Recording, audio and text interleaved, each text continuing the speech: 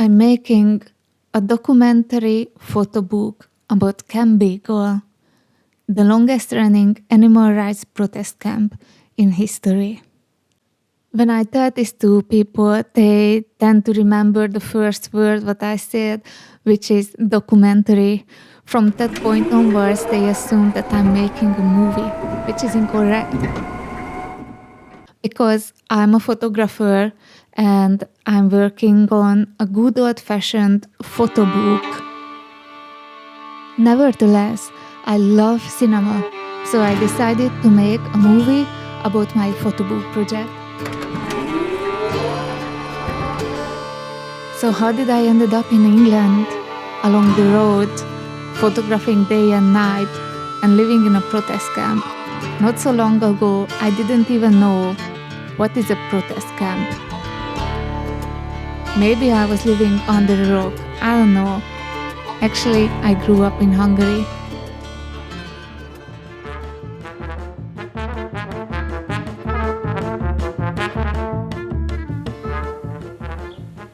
The Chernobyl atomic reactor blew up in the neighbor country exactly at the time when my mom was pregnant with me. I grew up in the post-communist era of Hungary. I have good memories of my childhood living in a blockhouse. Sometimes people ask me how did I experience the breaking down of the Berlin Wall. Honestly, I have no memories of it. I was busy living my own life, doing my own things.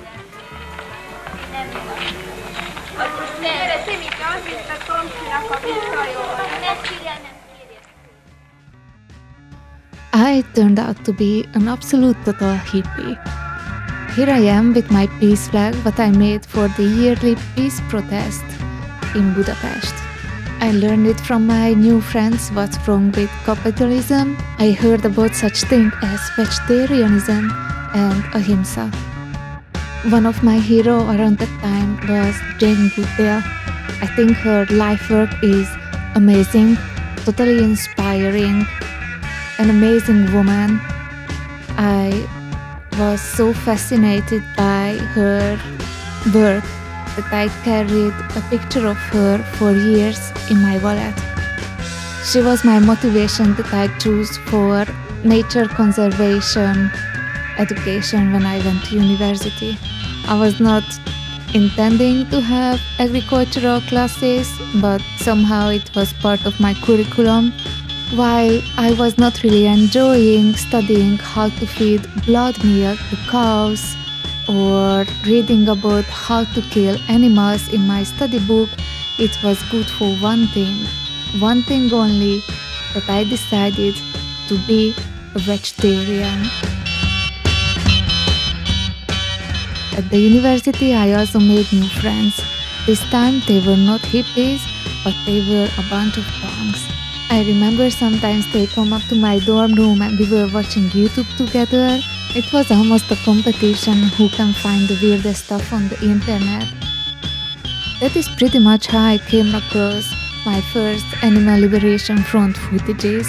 We were just watching videos in my dorm room and it immediately captured my imagination, and I thought this is the coolest thing I ever seen. I understood that these people, they broke into places where animals were captured, dogs and monkeys, they were inside animal testing laboratories and they were tested on, and those people break in and they liberate those animals. And they were wearing all those face masks not to be caught and recognized by the police. So I thought it's just fantastic. These images, they made quite an impression on me. I think that can be also the power of photography and videography. After I seen them, I burned them in my retina and they lived rent-free in my head from that moment onwards.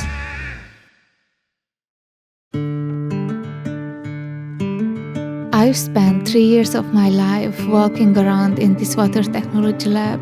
This was the time when I came to the closest to do something with my 2 university degrees in environmental sciences. First I was a student, then I was a teacher. Then we reached the year 2020 when the COVID pandemic hit the world. I was losing my job because of that. The school didn't get enough new students, they couldn't pay the teachers, somebody had to go, and that was me.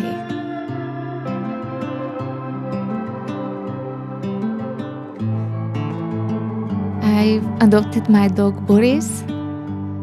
Here we are together just a couple of days after his adoption, recording some footages for a creative video what I was making around that time.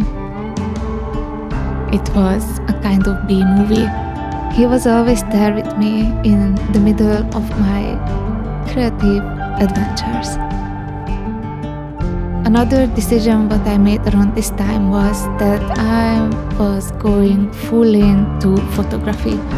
Photography was my current favorite art form I was practicing.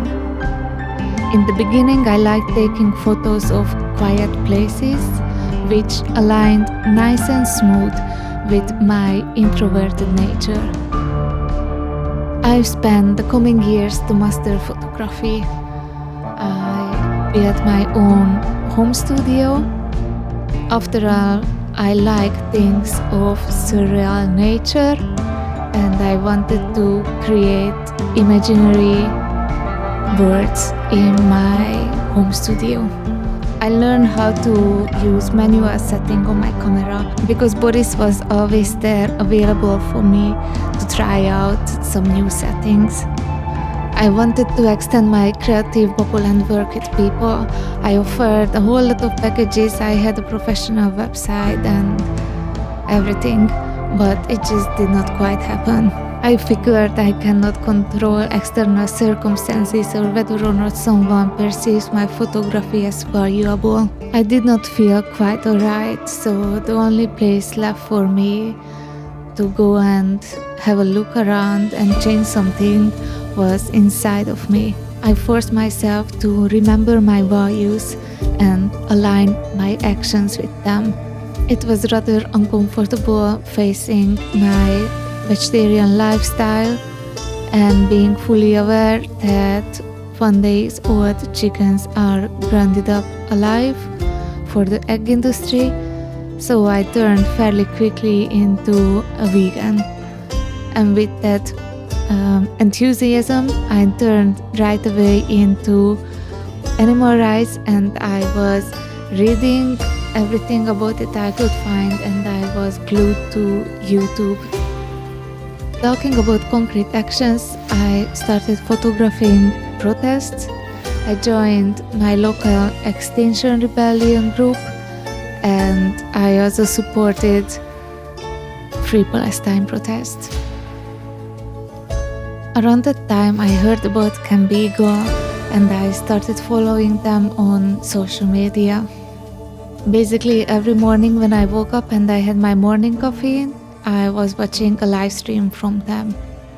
It seemed that they captured my total and undivided attention. I found them so fascinating, this whole setting, living along the road in military tents, protesting every day at the entrance of a dog breeding factory, that I wanted to make a photo book of their life. I wrote an email to them asking basically, "Hey, hello, I am a photographer. Can I come and live with you and photograph every waking moment of your life?" And to my surprise, they said yes. They just said, "Come on, bring it on."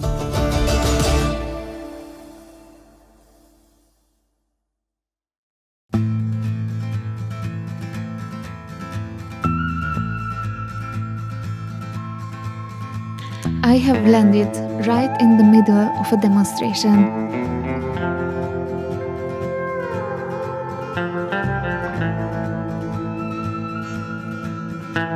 One of the regular things what Camp Beagle does is to run parliamentary petitions. I arrived on the day when the petition was debated in Parliament. So imagine people standing with banners and flags on the street to raise awareness about the debate what's going on inside the Parliament.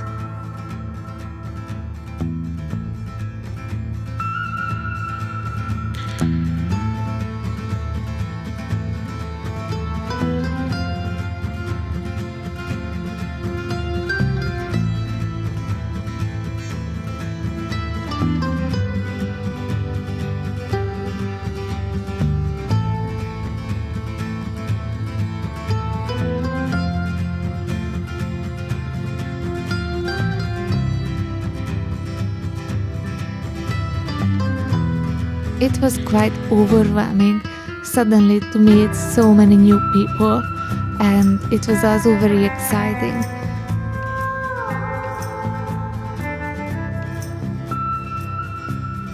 I traveled the whole night through just to reach this demonstration on time, to be here and take the photographs.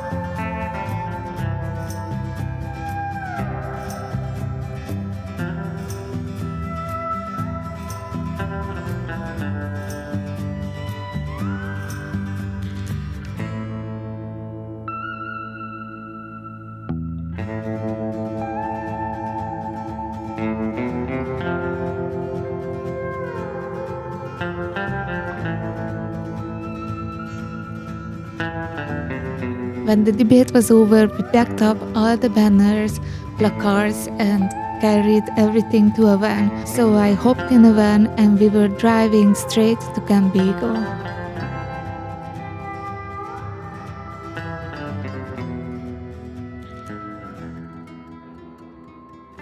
I found it to this day very special when I see the boards protest side ahead. I never seen those boards anywhere else in the world. I think they are very unique to Camp Beagle.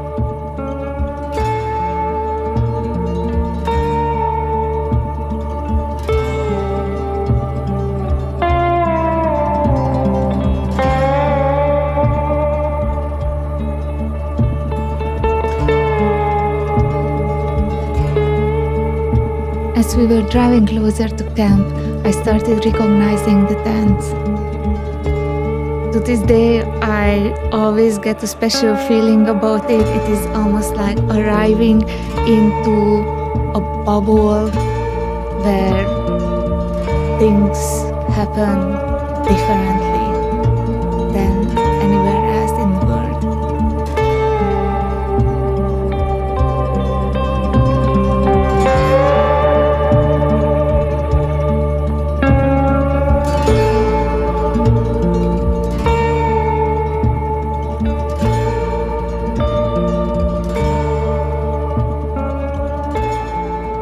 We arrived from London in the middle of the night, and I had no problems falling asleep on the couch after all day traveling, photographing and meeting new people.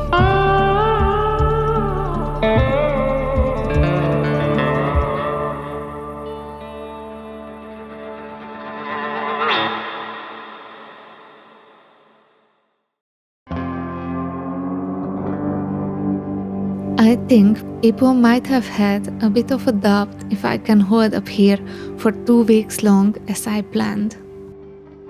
There are some special circumstances at camp, like the shower situation, toilet, and I just call it the wildlife. And to mention the obvious, Camp Beagle is situated right next to a dog breeding facility where thousands of dogs are locked into cages, and we can hear their desperate barking 24/7 non-stop. We cannot see the dogs, however, Camp Beagle people, they put a camera through the ventilation holes of the sheds so we can have an impression how do those dogs live. They spend their entire life in this industrial cages on the concrete floor. They don't have a bed.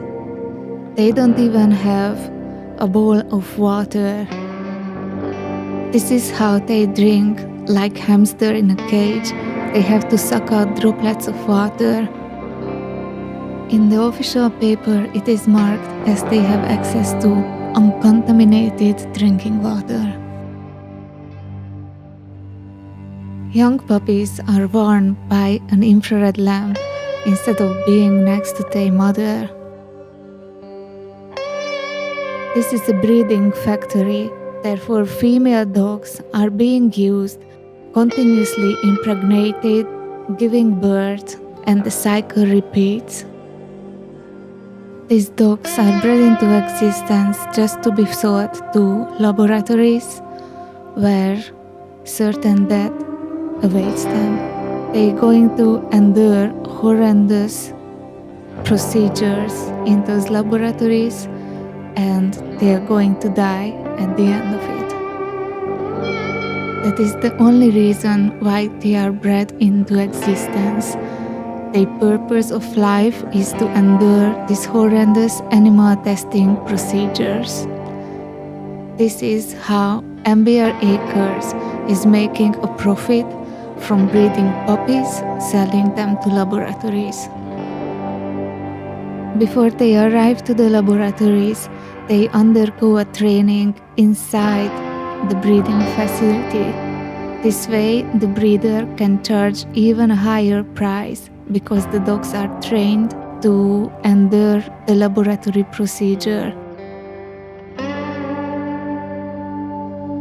If you think that this money-driven company cannot go lower in degrading living beings into commodities, then lo and behold, they are selling body parts of the dogs, harvesting organs, or selling their blood.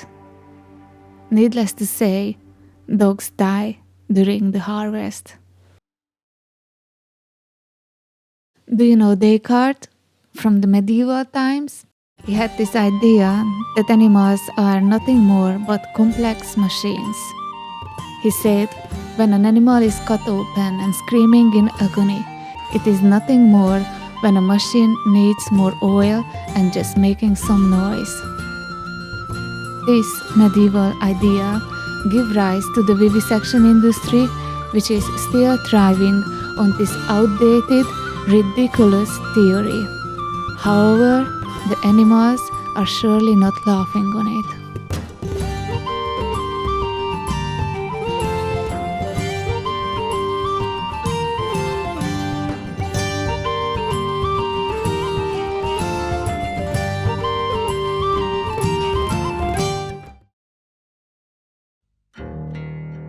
You might ask, why the hell on earth would I like to stay here? Do you remember those images? They are living rent-free inside my head?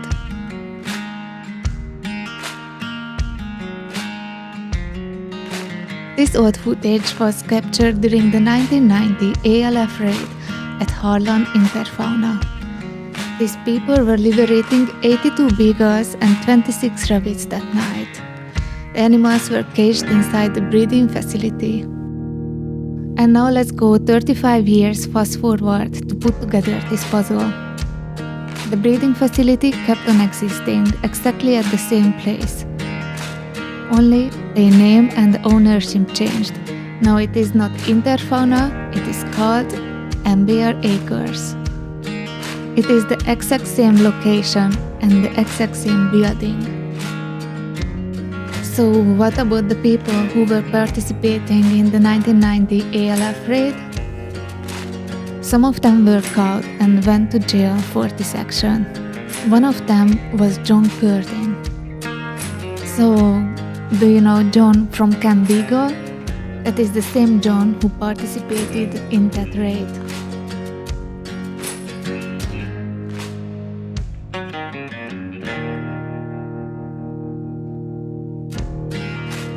In the summer of 2021, people were protesting against MBR Acres. From this protest, a whole protest camp grew out called Camp Beagle.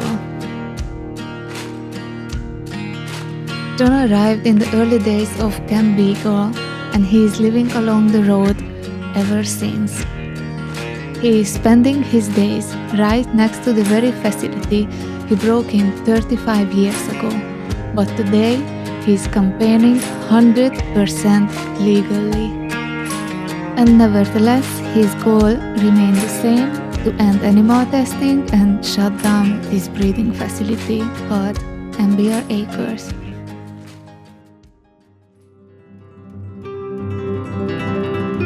I found it so fascinating that everything what this old video footage represents to me, it didn't end in 1990. Most of the times I seen John on the live stream because he is the spokesperson of the campaign, but I knew that there are more people, and I was just so curious how it could be to live in that protest camp. Do you remember that TV show MTV Cribs?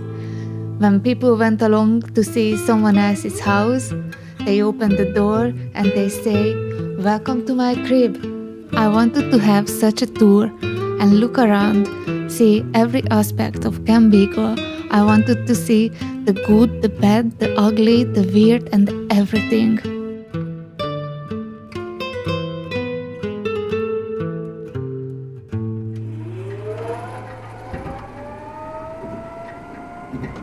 Here we are in the kitchen, and we don't run about it much about in our live streams, but it's a 100% vegan kitchen. You see Pepper here, look, she's been working, she's been destroying her bed.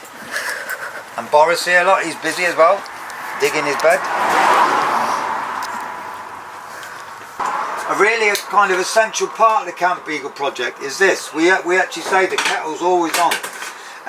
We get all sorts of people passing by. We're at the side of the road. So many people have gone vegan over the 3 years. Because of the sort of gentle influence we put out, it's not a requirement in any way that you have to be vegan. So it's just a good common denominator. And it's all communal food. We've got a fully equipped oven over here. You know, we're by the side of the road, roast dinners, you name it. La la la la la. Come and have a look at our...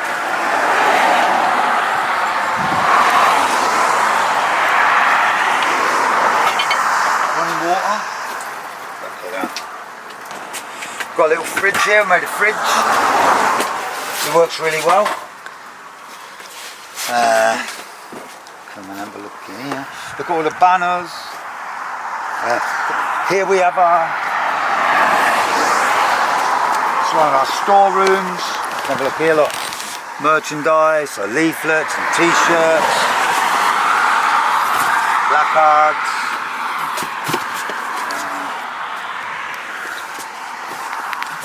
Over here, flags, banners, speakers, everything we need to do our outreach.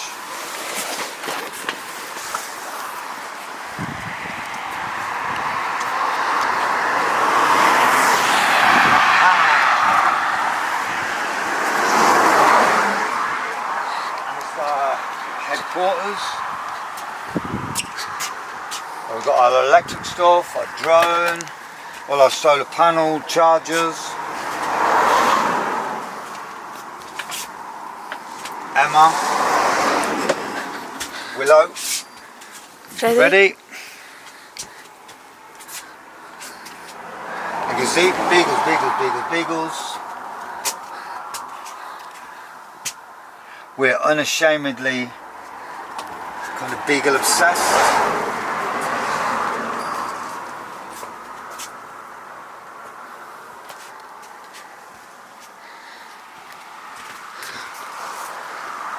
Solar panels here, got a water bar there. Come and have a look at this really nice shower. This was built for us.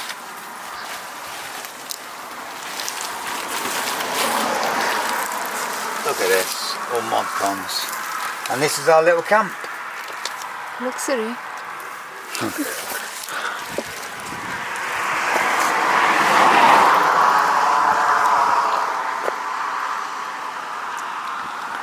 Project is literally boots on the ground. We're here in the physical world. We make posts, and these days we get hundreds of thousands of views on our posts. For example, this. It's there for all the commuters to see. Look at that. It was done by a friend of ours. It took two days doing it with spray cans. Beautiful bit of art. Classic bit of Camp Beagle. Someone just came along and that was their addition to the Camp Beagle project. Beautiful. Gate to Health. Once upon a time this place was secret. Even the local people, even the neighbours hardly knew about it. Let alone the people in the local villages. They knew nothing of this place. Now the whole world knows about it. Here you see we've got the banners. This is where the workers will be coming out. They lock themselves in there at 8 o'clock and come out at 4 o'clock. There's only security guards after 4 o'clock. It's about 3:30 now, so they'll be coming out now. Look at Pepe, look.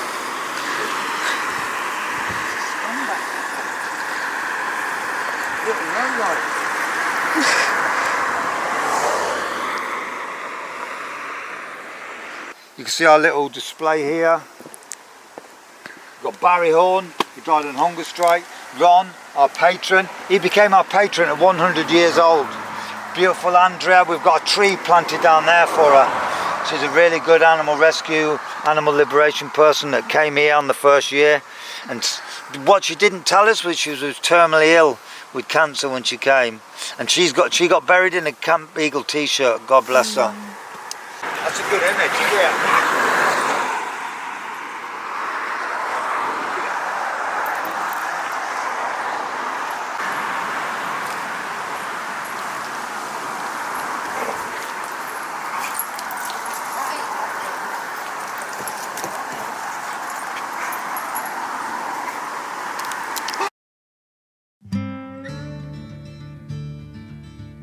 I figured if I'm curious how is living life in a protest camp, there must be other people out there who want to have a peek inside. That pretty much sums up how I came to the idea to document every aspect of the life of the people who are living in that protest camp. I knew I wanted to take different type of photos what I normally see in newspapers. For me, those photos, they seem a bit distant. I myself like much more personal photos.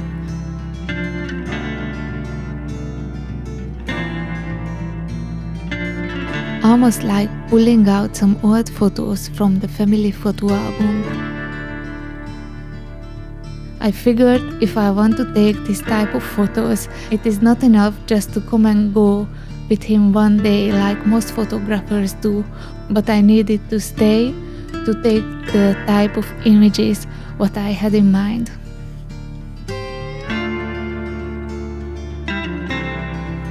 In photography terms, it is called being an embedded photographer. It means that I'm staying at the place where I take the photos and become part of the group.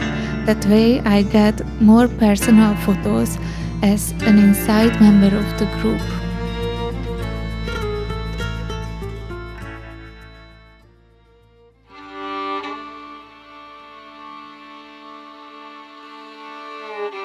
I chose to arrive in the worst weather conditions possible. I wanted to capture the hardships what people have to endure here at camp, and I chose to arrive in February.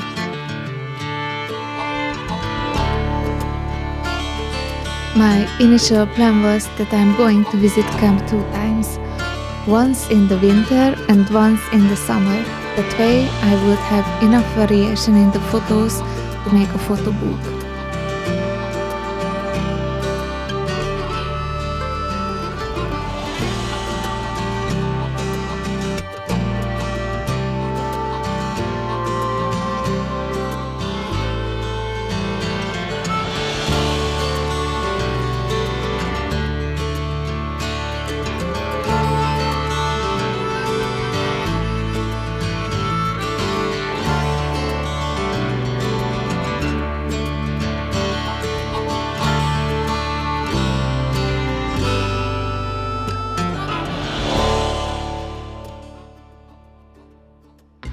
Little did I know that my initial 2 weeks plan will turn into months, and the few hundred photos that I planned to capture will be eventually more than 10,000 photos.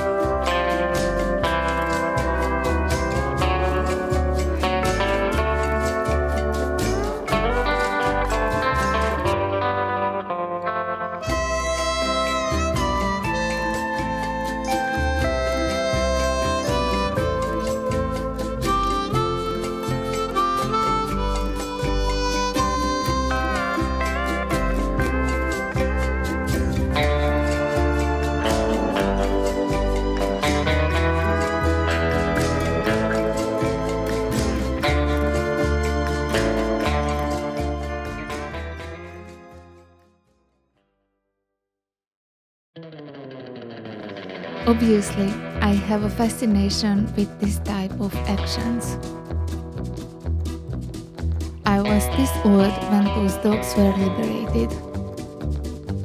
30 years went by, and I finally arrived to the place of my fascination.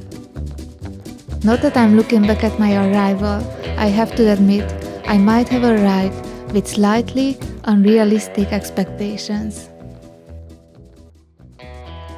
I am a photographer, so I'm all about images. I associate people wearing face masks with someone who is ready to break the law. Anytime when a liberation action happened, it happened in complete secrecy. Therefore, when a protest is publicly organized on Facebook, it lacks any secrecy. I am attending protests, but I do not expect anymore that a big revolution is going to happen on that day, whether or not people are wearing face masks. You might think that the number of the people would be high enough, or the enthusiasm would be overwhelming, and something would happen to the facility, like the breaking down of a Berlin Wall, but so far I didn't witness it. Gathering and protesting, it doesn't mean breaking the law. It is a peaceful protest then, where face masks seem a bit unfunctional. However, there are cameras all over watching us, and I understand the privacy reason of people they choose to wear face masks.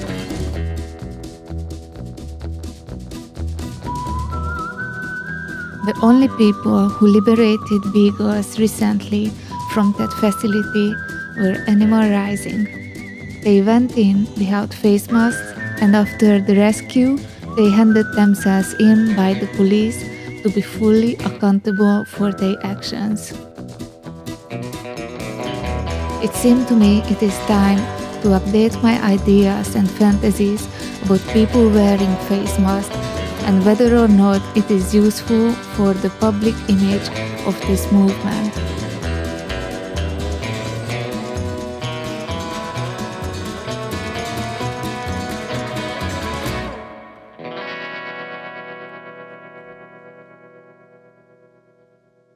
love and compassion. I'm not aware of that being a crime. Yeah, like, yeah, man.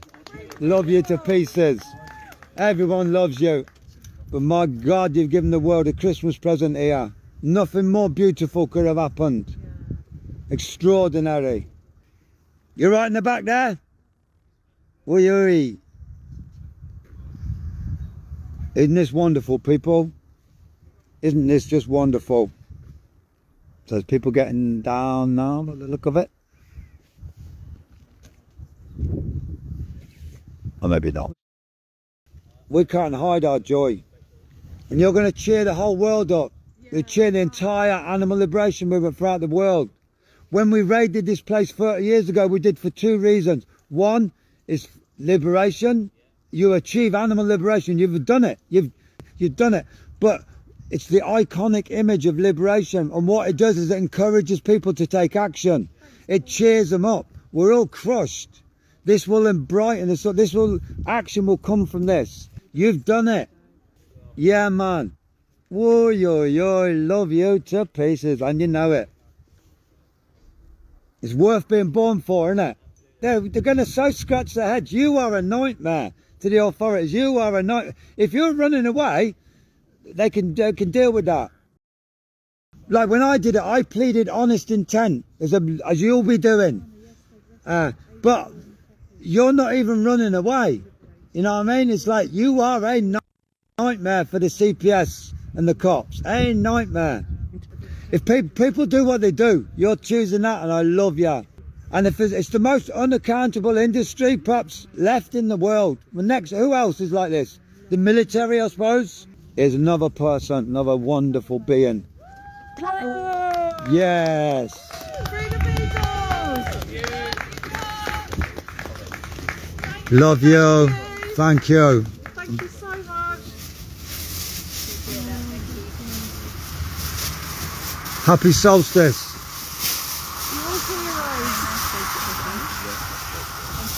Wonderful. Thank you. It's a planned action by Animal Rebellion. They plan to be arrested, people. It seems a bit counterintuitive, doesn't it? But they know what they're doing. They know what they're doing. The authorities don't know what they're doing. They're a nightmare for the authorities, this action. It's come a long tradition of people who break the law in order to make the world a better place. The Martin Luther Kings, Nelson Mandela, the suffragettes in this country, the animal liberation movement. Love you.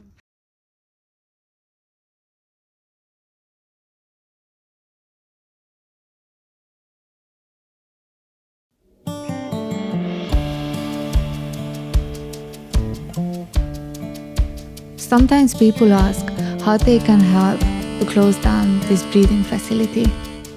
There is no concrete answer. There is no one magic solution. We encourage everyone to contribute whatever way they can. I am a photographer, therefore I am making a photo book. If you are a singer-songwriter, write a song. If you are a graffiti artist, come and paint a graffiti. The more people know about this issue and the more people talk about it, the higher the pressure will be to close down this facility and end animal testing. I'm certain that one day people will look back to this era that we are living in and wonder how could we as humans allow animals to be treated like this. But we are not in the future yet. We are here and we have to find a way to make a change for these animals. But there is no pre-written script how to do it.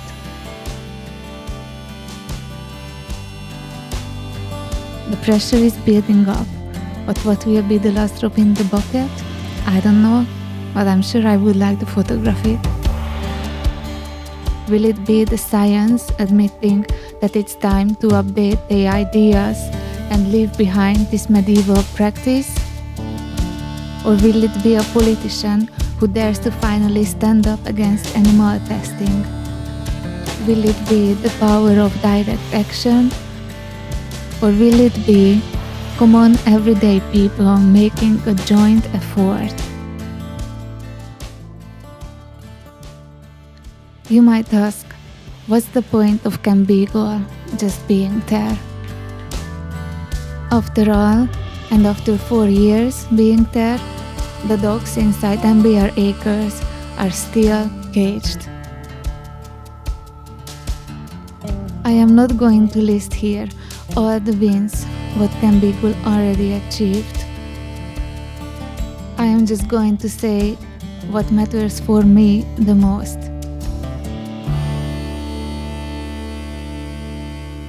I am terrified of a world where people get so numb that they don't even bother anymore to stand up for the things what's right, to stand up in the face of indifference, to fight against all odds just because this is the right thing to do. What did Camp Beagle achieve for me personally? It was keeping my faith in humanity just at the time when I was about to lose it. I hope that people in the future will find my book and see that people in our era were already fighting for a change and have a tiny glimpse about it, who they were. I keep on photographing, documenting and archiving in spite of some difficulties like the theft of my camera and the loss of thousands of my photos, or the distance that I have to travel to reach Camp Beagle. I keep on going against the technical hitches. Like one day, a tiny piece of my equipment got lost somewhere underneath the couch at camp. I kept searching for it for hours. John was there in the tent. He just said, he likes my attitude, never give up. I looked at him and I asked, guess, from whom did I learn it?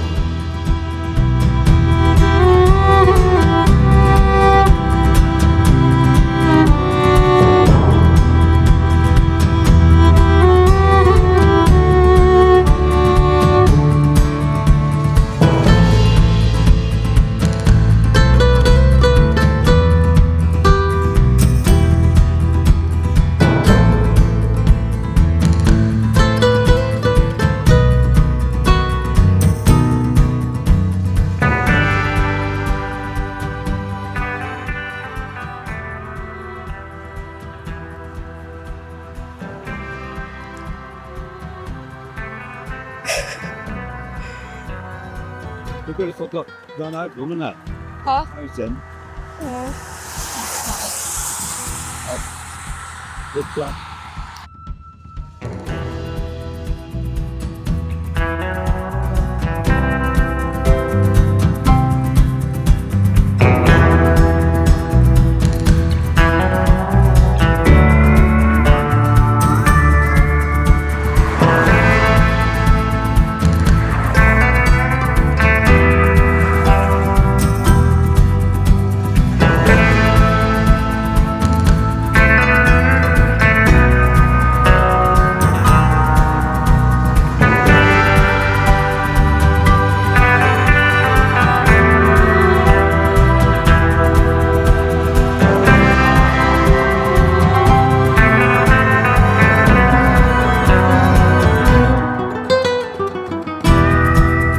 Love and compassion. I'm not aware of that being a crime.